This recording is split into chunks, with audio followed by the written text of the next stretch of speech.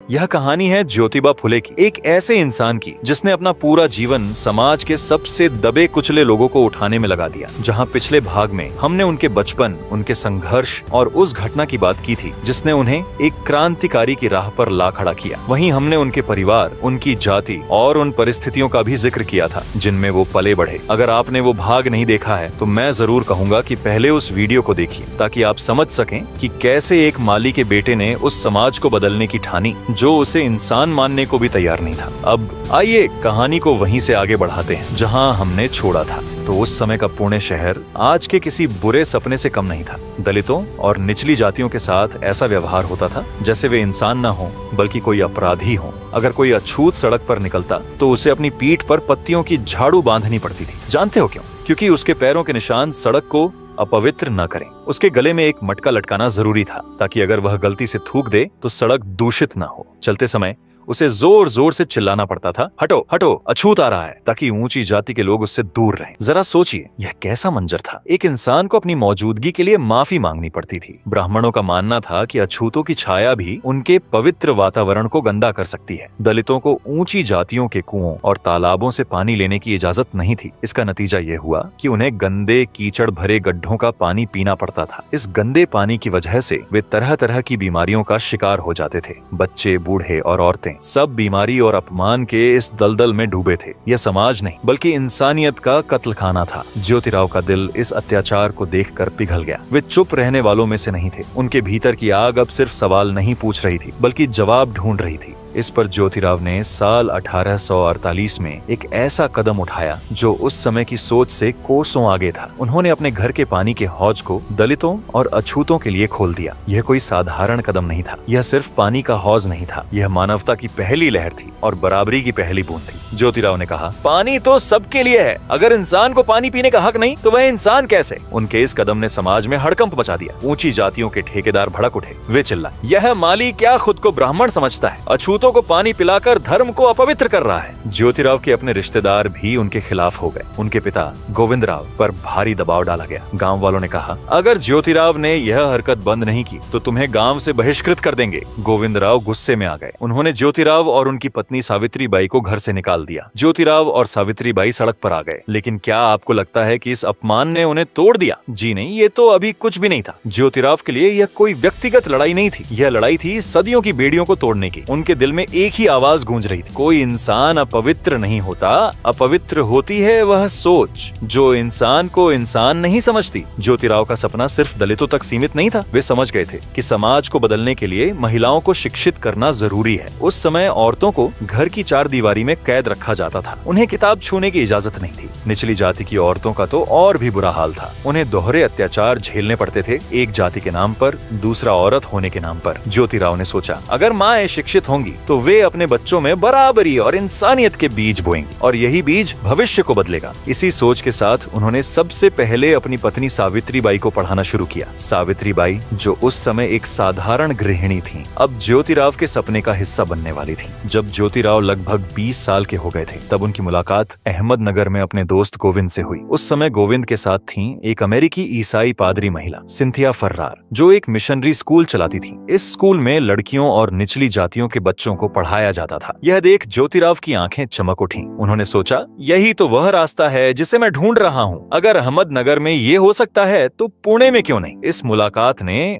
उनके सपने को पंख दे दिए। ज्योतिराव ने ठान लिया कि वे पुणे में भी ऐसा स्कूल खोलेंगे और 1 जनवरी 1848 को उन्होंने तात्या साहेब भिंडे की हवेली में भारत का पहला दलित और महिला स्कूल शुरू किया। यह कोई साधारण स्कूल नहीं था, यह उस दौर की सबसे बड़ी बगावत थी। 19वीं सदी के भारत में जहाँ लड़कियों का स्कूल जाना पाप समझा जाता था, वहाँ दलित और निचली जाति की लड़कियों के लिए स्कूल खोलना एक क्रांति थी। ज्योतिराव ने इस स्कूल की जिम्मेदारी अपनी पत्नी सावित्रीबाई को सौंपी। सावित्रीबाई भारत की पहली दलित महिला शिक्षिका बनी। यह एक ऐतिहासिक कदम था, लेकिन समाज के ठेकेदारों को यह बर्दाश्त नहीं हुआ। गांव में हंगामा मच गया। लोग चिल्लाने लगे, एक दलित औरत शिक्षिका, ये तो धर्म के खिलाफ है, ये शास्त्रों का अपमान है। सावित्रीबाई जब स्कूल जाती थीं, तो रास्ते में उनकी राह में कांटे बिछाए जाते थे। लोग उन पर मिट्टी फेंकते, गोबर उछालते और पत्थर मारते। गांव की औरतें ताने मारती, यह पढ़ेगी और पढ़ाएगी, नारी होकर समाज के खिलाफ चलेगी। पुरुष चिल्लाते, यह स्कूल बंद करो नहीं तो अंजाम बुरा होगा। लेकिन सावित्रीबाई डरी नहीं। उनके इरादे पत्थर से भी मजबूत थे। वे हर सुबह साड़ी में एक अतिरिक्त कपड़ा लेकर निकलती थीं। जब लोग उन पर गंदगी फेंकते तो वे कपड़ा बदलती और स्कूल पहुंचकर बच्चों को पढ़ाती। सावित्रीबाई जानती थीं कि यह लड़ाई सिर्फ उनकी नहीं बल्कि हर उस औरत और दलित की थी जिसे सदियों से कुचला गया था। उनका हौसला देखकर ज्योतिराव का विश्वास और मजबूत हो गया। यह जोड़ी अब सिर्फ पति पत्नी नहीं थी, वे एक क्रांति के दो पहिए बन गए थे। कहते हैं जो लोग समाज के सांचे में नहीं ढलते वही इतिहास रचते हैं, और ज्योतिराव सावित्रीबाई ने यही किया। ज्योतिराव और सावित्रीबाई का यह स्कूल सिर्फ एक इमारत नहीं था, ये एक सपना था। ये उस समाज को चुनौती थी जो इंसान को उसकी जाति और जेंडर से तौलता था। लेकिन यह सिर्फ शुरुआत थी। समाज का विरोध बढ़ता जा रहा था। लेकिन साल 1849 तक ज्योतिराव और सावित्रीबाई का स्कूल पुणे में दलित और महिला शिक्षा की रोशनी बन चुका था। लेकिन यह रोशनी हर किसी को पसंद नहीं थी। समाज के कट्टरपंथी ठेकेदारों ने उनके खिलाफ धमकियां देनी शुरू कर दी। यह स्कूल बंद करो नहीं तो गांव में तुम्हारा जीना मुश्किल कर देंगे। ऊंची जातियों के लोग सावित्रीबाई पर गोबर और पत्थर फेंकते और ज्योतिराव को गांव से निकालने की धमकी देते। साथ ही आर्थिक तंगी ने भी उन्हें जकड़ लिया। मजबूरी में ज्योतिराव को अपना पहला स्कूल कुछ समय के लिए बंद करना पड़ा। लेकिन क्या ज्योतिराव हार मानने वालों में से थे? बिल्कुल नहीं। उनकी आंखों में अभी भी वही सपना था, एक ऐसा समाज जहां हर इंसान को बराबरी मिले। कुछ ही समय बाद उन्होंने फिर से हिम्मत जुटाई और स्कूल दोबारा खोल दिया। इस बार उनका जोश और भी तेज था। उनकी यह जिद अब एक लहर बन चुकी थी। दलित और पिछड़े वर्ग के लोग जाग रहे थे। उनकी आवाज में अब डर नहीं बल्कि हौसला था। ज्योतिराव अकेले नहीं थे। उनकी इस लड़ाई में कई लोग उनके साथ आए। उनके पड़ोसी गफ्फार बेग की बेटी फातिमा ने इस आंदोलन में कदम रखा। साथ ही एक ब्राह्मण युवक विष्णु पंत थट्टे ने भी ज्योतिराव का साथ दिया। यह कोई छोटी बात नहीं थी। उस समय जब जाति की दीवारें आसमान छू रही थीं, एक मुस्लिम लड़की और एक ब्राह्मण युवक का दलितों की शिक्षा के लिए आगे आना एक क्रांति थी। साल 1850 तक ज्योतिराव के स्कूलों की संख्या तेजी से बढ़ने लगी और ठीक 3 जुलाई 1850 को बुधवार पेठ में अन्ना साहिब चिपलूकर ने एक और स्कूल खोला और सावित्रीबाई को इसका मुख्य अध्यापक बनाया गया। उसी साल 7 सितंबर को एक और जगह पर नया स्कूल शुरू हुआ। यकीन करना मुश्किल है, लेकिन सिर्फ 2-3 साल में ज्योतिराव और सावित्रीबाई के प्रयासों से 18 स्कूल खुल चुके थे, सब दलित और पिछड़े वर्ग की महिलाओं के लिए। यह कोई साधारण उपलब्धि नहीं थी।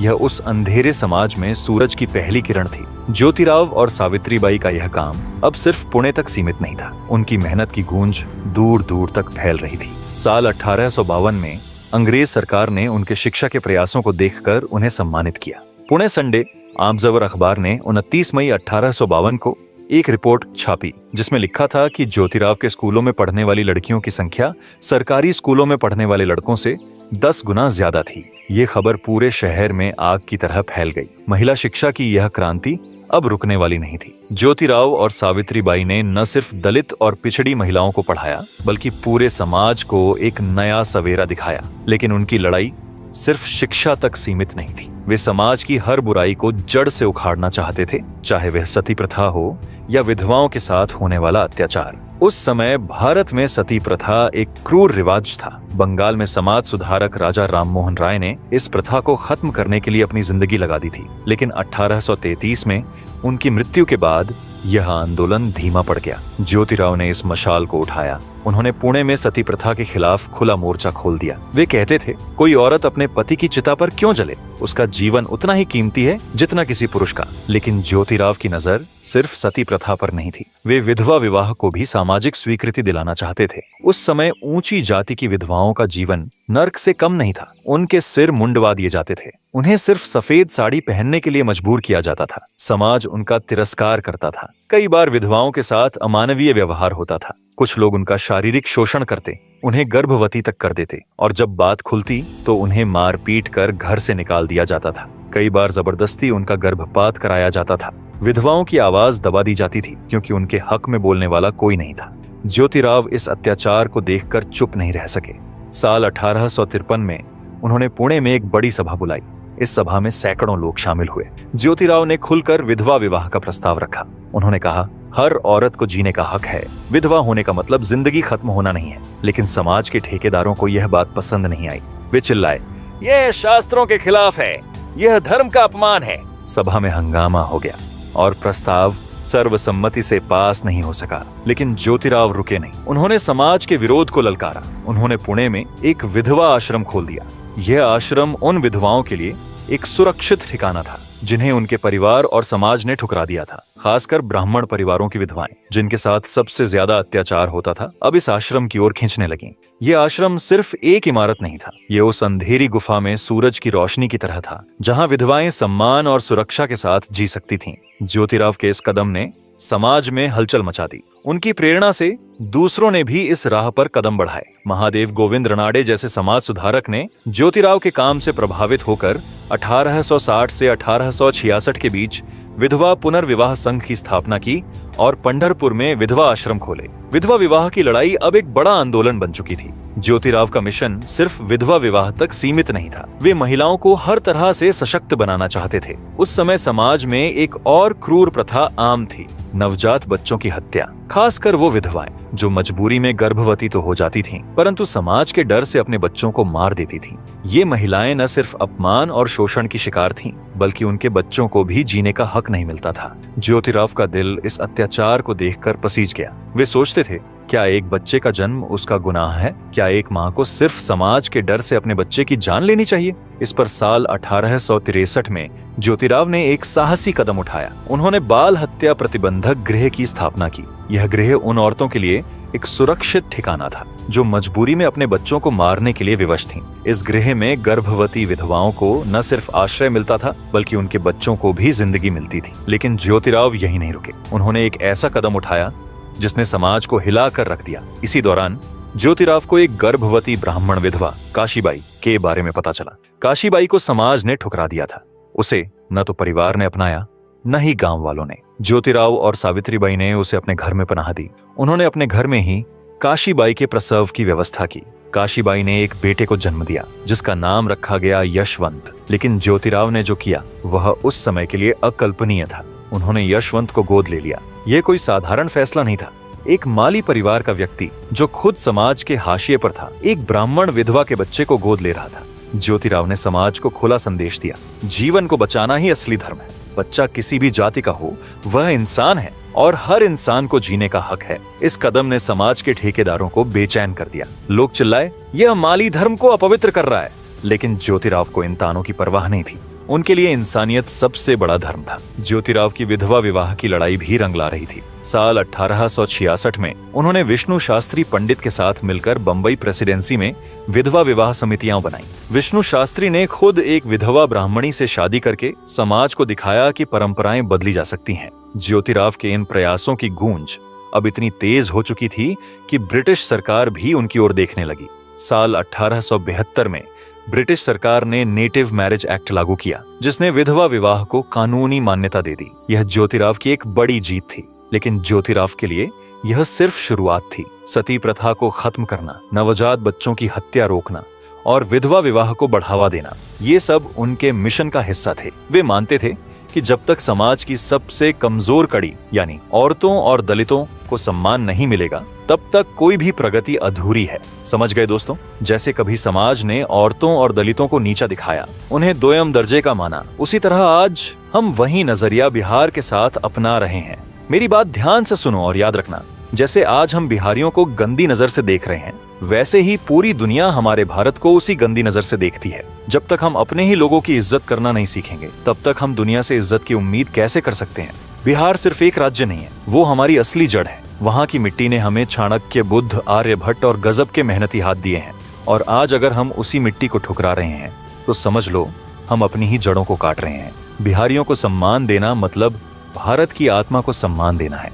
खैर, ज्योतिबा फुले की यह लड़ाई सिर्फ सुधार नहीं थी, बल्कि मानवता की विजय थी। फिर 1 जनवरी 1873 को एक ऐतिहासिक आया। ज्योतिराव ने अपनी किताब गुलामगिरी प्रकाशित की। यह किताब कोई साधारण किताब नहीं थी। यह शूद्रों, दलितों और निचली जातियों के लिए एक नया घोषणा पत्र थी। ज्योतिराव ने इसमें समाज की सच्चाई को बेपर्दा किया। उन्होंने लिखा कि राजनीतिक गुलामी से भी ज्यादा खतरनाक है सामाजिक गुलामी। ब्राह्मणवादी व्यवस्था ने वेदों और शास्त्रों के नाम पर निचली जातियों को सदियों से गुलाम बनाकर रखा था। ज्योतिराव ने साफ कहा, यह गुलामी की जंजीरें तोड़ने का वक्त है। उनकी किताब ने समाज में टहलका मचा दिया। यह न सिर्फ दलितों और शूद्रों को उनकी ताकत का एहसास कराती थी, बल्कि ऊंची जातियों को भी आईना दिखाती थी। गुलामगिरी सिर्फ किताब नहीं थी, ये एक हथियार थी जो समाज की खोखली परंपराओं को चकनाचूर करने के लिए लिखा गया था। ज्योतिराव की क्रांति अब और बड़ा रूप लेने वाली थी। 24 सितंबर 1873 को उन्होंने पुणे के जूनागढ़ मकान नंबर 527 में अपने समर्थकों, हितैषियों और अनुयायियों को एक ऐतिहासिक सभा के लिए बुलाया। इस सभा में सत्यशोधक समाज का जन्म हुआ। यह कोई साधारण संगठन नहीं था, यह एक सामाजिक बम था जो समाज की हर बुराई, पाखंड, पुरोहितवाद और जात पात को उड़ाने के लिए बनाया गया था। सत्यशोधक समाज का मकसद था सत्य की खोज करना और हर इंसान को बराबरी का हक दिलाना। इस संगठन की सबसे खास बात थी कि यह हर जाति, हर वर्ग और हर धर्म के लिए खुला था। इसके शुरुआती सदस्यों में सखाराम यशवंतराव परांजपे, सदाशिव गोवंडे, शिवाराम सखाराम दातार और मोरे विट्ठल बालवेकर जैसे लोग शामिल थे। ये लोग अलग अलग पृष्ठभूमि से थे, लेकिन एक ही मकसद से जुड़े थे और वो था समाज को बदलना। उस समय निचली जातियों का शोषण धर्म, आस्था और वेदों के नाम पर होता था। पंडित और पुरोहित मंदिरों को अपनी जागीर समझते थे। वे कहते थे कि वेद और शास्त्र सिर्फ ब्राह्मणों के लिए हैं। ज्योतिबा ने इस पाखंड को ललकारा। सत्यशोधक समाज के सिद्धांतों में उन्होंने साफ कहा, ईश्वर एक है, वह न तो मंदिर में बंद है न किसी पंडित का गुलाम, वह हर जीव में बसता है। हिंदू, मुस्लिम, ब्राह्मण या अछूत, सब उसी की संतान है। ज्योतिराव ने कहा, जैसे तुम्हें अपने माता पिता से बात करने के लिए किसी बिचौलिए की जरूरत नहीं, वैसे ही ईश्वर से मिलने के लिए पंडितों की क्या जरूरत। उन्होंने लोगों को सिखाया कि सच्ची भक्ति दिल से होती है, न कि पुरोहितों के मंत्रों से। ज्योतिराव ने वेदों को ईश्वर द्वारा रचित मानने पर सवाल उठाए। वे कहते, अगर वेदों ने जाति व्यवस्था को जन्म दिया और जाति व्यवस्था ने शोषण को बढ़ावा दिया, तो क्या ये वेद सही मार्ग दिखाते हैं? ज्योतिराव की सोच उस समय के लिए इतनी क्रांतिकारी थी कि लोग उनकी बात सुनकर लोग दंग रह जाते थे। वे कहते थे, न तो कोई ग्रंथ ईश्वर द्वारा रचित है, न ही इसका कोई प्रमाण है। ईश्वर अवतार नहीं लेता। पुनर्जन्म, कर्मकांड, जप तप, ये सब अंधविश्वास हैं जिन्हें ब्राह्मणों ने अपने स्वार्थ के लिए फैलाया। सोचिए, 19वीं सदी के भारत में जहां ब्राह्मणवाद की जड़ें गहरी थीं, वहां ऐसी बात कहना कितना साहसी था। ज्योतिराव ने साफ कहा कि बिना संस्कृत मंत्रों के भी ईश्वर तक पहुंचा जा सकता है। यह उनके दिमाग की वह चिंगारी थी जो समाज की हर बुराई को जलाने वाली थी। सत्यशोधक समाज के लक्ष्य साफ थे। पहला था ब्राह्मणवादी मानसिकता को तोड़ना। ज्योतिराव मानते थे कि ब्राह्मण पुरोहित डर और अंधविश्वास फैलाकर लोगों को ठगते हैं। वे अनिष्ट का भय दिखाकर आम लोगों का शोषण करते थे। दूसरा, मूर्ति पूजा और कर्मकांडों का अंत। वे कहते थे कि मूर्ति पूजा और धार्मिक कर्मकांड ब्राह्मणों की दुकानदारी का हिस्सा है। सच्ची भक्ति दिल से होती है, न कि मंदिरों में। तीसरा, शिक्षा का प्रसार, खासकर औरतों और निचली जातियों के लिए शिक्षा का हक सुनिश्चित करना। और चौथा, छुआछूत का खात्मा, अछूतों को समाज में बराबरी का दर्जा देना और उनके साथ भेदभाव को जड़ से मिटाना। ज्योतिराव ने अपनी किताबों किसानों का कोड़ा और गुलामगिरी में ब्राह्मणवादी चालाकियों को साफ शब्दों में बेपर्दा किए हैं। उन्होंने लिखा कि कैसे वेदों और शास्त्रों के नाम पर निचली जातियों को गुलाम बनाया गया। उनकी ये बातें हिंदू धर्म की परंपराओं के खिलाफ थीं। नतीजा, हर कदम पर उनका विरोध हुआ। कट्टरपंथी उनके खून के प्यासे हो गए। कई बार उनकी हत्या की कोशिशें भी हुईं, लेकिन ज्योतिराव डरे नहीं। वे कहते थे, सच की राह पर चलने वाला कभी झुकता नहीं। ज्योतिराव ने सत्यशोधक समाज के जरिए न सिर्फ समाज को जगाया, बल्कि एक नई परंपराएं भी शुरू की। उन्होंने सत्यशोधक विवाह की शुरुआत की। यह विवाह कोई साधारण रस्म नहीं था। इसमें न ब्राह्मणों की जरूरत थी, न फिजूल खर्ची की, न 7 फेरे थे, न संस्कृत मंत्र। बस एक साधारण वचन लिया जाता था कि स्त्री और पुरुष बराबर हैं, वे एक दूसरे के मित्र हैं और साथी हैं। ये उस समय के लिए एक विद्रोही कदम था। जब सत्यशोधक विवाह होने लगे तो ब्राह्मणों ने हंगामा मचा दिया। उन्होंने ज्योतिराव के खिलाफ मुकदमा दायर किया। वे चिल्लाए, यह शास्त्रों का अपमान है, यह धर्म के खिलाफ है। लेकिन ज्योतिराव ने इन धमकियों को हवा में उड़ा दिया। वे कहते थे, अगर धर्म इंसान को बांटता है तो ऐसा धर्म धर्म नहीं, पाखंड है। उनकी यह निर्भीकता लोगों को प्रेरित करने लगी। धीरे धीरे सत्यशोधक समाज की शाखाएं महाराष्ट्र के हर कोने में फैलने लगीं। यह अब जनता का संगठन बन चुका था। यह मशाल अब किसी एक हाथ में नहीं थी, यह पूरे समाज की मुट्ठियों में जल रही थी। ज्योतिराव की नजर सिर्फ दलितों और औरतों तक सीमित नहीं थी। वे हर उस इंसान के लिए लड़े जिसे समाज ने हाशिए पर धकेल दिया था। साल 1874 में महाराष्ट्र में किसानों का विद्रोह उफान पर था। साहूकार और जमींदार किसानों को लूट रहे थे। ज्योतिराव खुलकर किसानों के साथ खड़े हो गए। वे सभाएं करते, गांव गांव जाकर किसानों को उनकी ताकत का एहसास कराते। वे कहते थे, किसान सुखी तो विश्व सुखी। जब ज्योतिराव पुणे नगर पालिका के सदस्य बने तो उनकी नजर मिल मजदूरों की बदहाली पर पड़ी। कारखानों में औरतें और बच्चे 14-14 घंटे बिना छुट्टी के पिस रहे थे। उनकी मजदूरी इतनी कम थी कि वे 2 वक्त की रोटी भी मुश्किल से जुटा पाते थे। ज्योतिराव ने इस अन्याय को बर्दाश्त नहीं किया। उन्होंने नारायण लाल लोखंडे के साथ मिलकर मजदूरों को संगठित करना शुरू किया। ज्योतिराव और लोखंडे ने सभा दर सभा, मंच दर मंच मजदूरों की आवाज बुलंद की। साल 1888 में लोखंडे ने मुंबई में पहला मजदूर सम्मेलन बुलाया। इस सम्मेलन में 6000 मजदूरों ने हस्ताक्षर किए और एक मांग पत्र सरकार तक पहुंचाया। उनकी मेहनत रंग लाई। साल 1890 में उनके प्रयासों से रविवार की छुट्टी का कानून पास हुआ। यह मजदूरों के लिए एक ऐतिहासिक जीत थी। इसके साथ ही मिल मजदूर संगठन की नींव पड़ी, जो मजदूरों के हक की लड़ाई को और आगे ले गया। ज्योतिराव की नजर किसानों की दुर्दशा पर भी थी।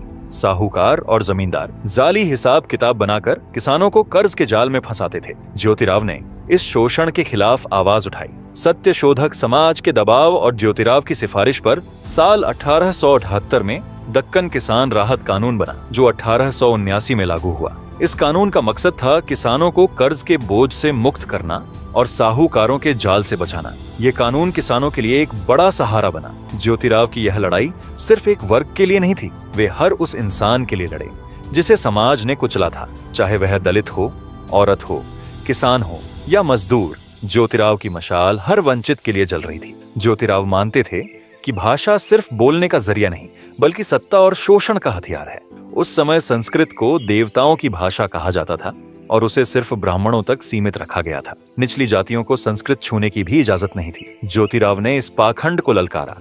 वे मराठी संतों की बात दोहराते थे, अगर संस्कृत देवताओं की भाषा है तो क्या मराठी चोर उचक्कों की भाषा है? उन्होंने लोक भाषा यानी मराठी को जनता की आवाज बनाया। वे कहते थे, लोक भाषा में ही जनता की ताकत है। यह वही भाषा है जिसमें लोग अपने दुख दर्द बयान करते हैं। ज्योतिराव ने मराठी में सभाएं की, किताबें लिखी और लोगों को सिखाया कि अपनी भाषा में बोलने का हक छीनना भी एक तरह की गुलामी है। और आज हम अपने ही देश में वही भूल दोहरा रहे हैं। हमारे देश में आज भी ये सोच बसी हुई है कि जो अंग्रेजी बोलता है वही पढ़ा लिखा और काबिल है, और जो हिंदी या कोई अन्य भारतीय भाषा बोलता है उसे कमतर समझा जाता है। ये सोच, ये नजरिया गलत है, क्योंकि भाषा इंसान की काबिलियत की पहचान नहीं होती। दुनिया के सबसे बड़े वैज्ञानिकों में से एक सर अल्बर्ट आइंस्टीन को भी अंग्रेजी ढंग से नहीं आती थी। क्या इससे उनकी बुद्धि में कोई कमी थी? जी नहीं। आज चीन जैसा देश अपने सारे स्कूलों में अपनी मातृभाषा में पढ़ाता है, और फिर भी वो विज्ञान, तकनीक और व्यापार में दुनिया की सबसे बड़ी ताकतों में से एक है। मैं ये नहीं कहता कि अंग्रेजी मत सीखो, सीखो, जरूर सीखो, ये जरूरी है, लेकिन उसे बस एक भाषा की तरह सीखो, न कि इंसान की काबिलियत को तौलने के पैमाने की तरह। जब हम अपनी भाषाओं को छोटा समझते हैं तो असल में हम खुद को छोटा कर लेते हैं। तो चलो आज से फैसला करें, इंसान की इज्जत उसकी सोच, उसके काम और उसके दिल से होगी, न कि वो कौन सी भाषा बोलता है। इससे भाषा ज्ञान का जरिया हो सकती है, लेकिन आत्मसम्मान और पहचान सिर्फ अपनी मातृभाषा से ही मिलती है। यही ज्योतिबा उस समय समझाने का प्रयास कर रहे थे। उनकी यह लड़ाई सिर्फ भाषा की नहीं, बल्कि सत्ता के उस ढांचे के खिलाफ थी जो ब्राह्मणवाद के जरिए निचली जातियों को दबाता था। ज्योतिराव सिर्फ जात पात और शिक्षा के लिए नहीं लड़े, वे हर उस बुराई के खिलाफ खड़े हुए जो समाज को कमजोर करती थी। उस समय शराब की लत गांव-गांव में फैल रही थी। मजदूर और किसान अपनी मेहनत की कमाई शराब में उड़ा देते थे और उनके परिवार भूखे मरते थे। ज्योतिराव ने इस लत को समाज का नासूर माना। जब वे पुणे नगर पालिका के सदस्य बने तो उन्होंने एक साहसी सुझाव दिया। वे बोले, नगर पालिका को शराब की दुकानों पर भारी टैक्स लगाना चाहिए। इससे शराब खोरी कम होगी और लोग अपनी कमाई परिवार के लिए बचा पाएंगे। यह सुझाव उस समय के लिए क्रांतिकारी था। ज्योतिराव जानते थे कि शराब न सिर्फ लोगों की जेब खाली करती है, बल्कि उनकी सोच को भी गुलाम बनाती है। उनकी यह मुहिम समाज को नशे के अंधेरे से निकालने की एक कोशिश थी।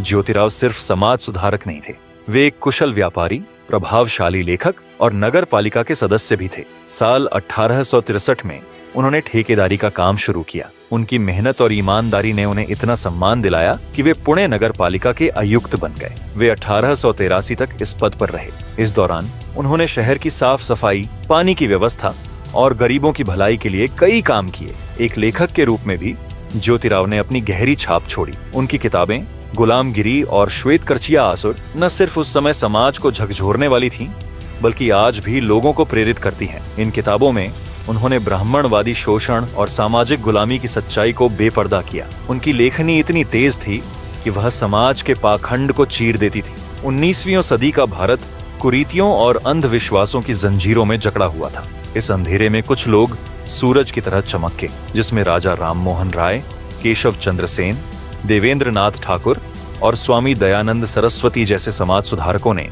सती प्रथा, बाल विवाह और अंधविश्वास के खिलाफ जंग लड़ी। लेकिन इन सुधारकों की एक बात थी, वे ज्यादातर मध्यम या ऊंची जातियों से थे।